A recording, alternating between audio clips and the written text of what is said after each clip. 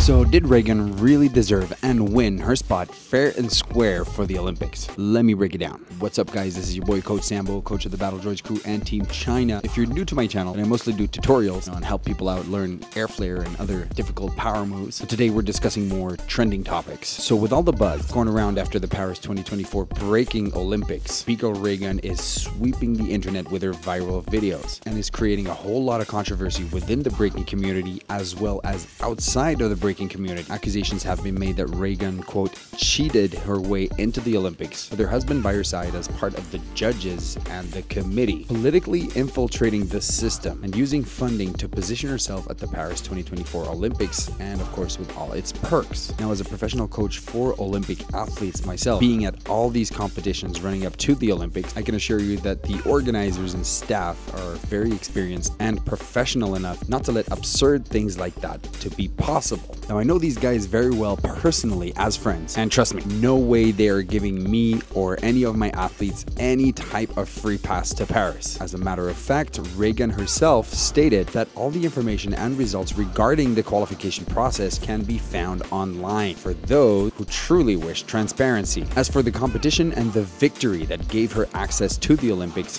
this was the final battle against B-Girl Molly, and basically whoever wins this battle, which is the final of the continental qualifier, will go to Paris. And as a professional b-boy and coach for Olympic breakers, I used my super breakdance powers and experience to take a close look at everything going on here, making sure you guys are truly well informed. Starting off with the fact that most breakers know that the Australian breaking scene is small and underdeveloped compared to a lot of other countries, adding the idea that Australian breakers are not as determined or driven for insane results such as Japan, China, France, USA. Overall, when looking at this battle, I could say that Molly was technically a little bit better, but was making a lot of small mistakes in her execution. Her breaking was a little bit more sloppy, and she was repeating a lot of the same stuff, especially this leg swing move right here. And when looking at Raygun's rounds, you can definitely notice a lack of technicality. However, the lack of technicality was brought back into balance by her flow and her spontaneous way of breaking, something her opponent, Molly, kind of missed. Also, I have to say that Raygun looked a little bit more organized throughout the whole battle, with more clarity and more variation in her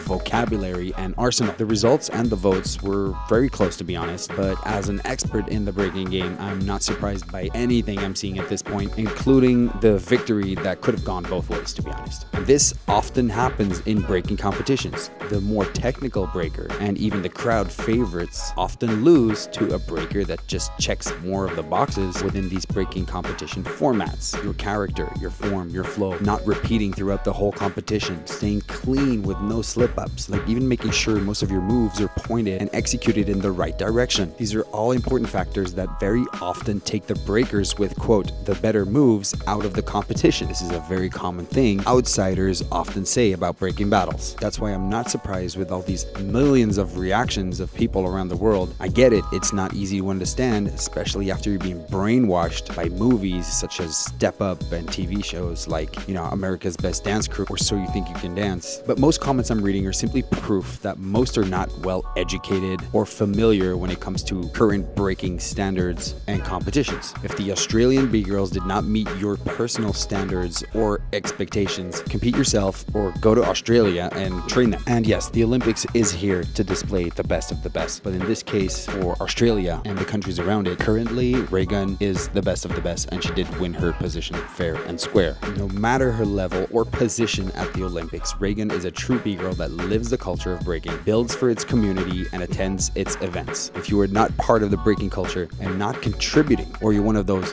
back in my day, it was like this and that, then to be honest, you have no right to your opinion based off what you remember from an old Omarion video clip that you once saw. All in all, I am very thankful for Raygun creating exposure and interest towards the breaking scene, and now it's our duty to help educate the world about breaking. So let's get the best possible outcome from this situation. Peace.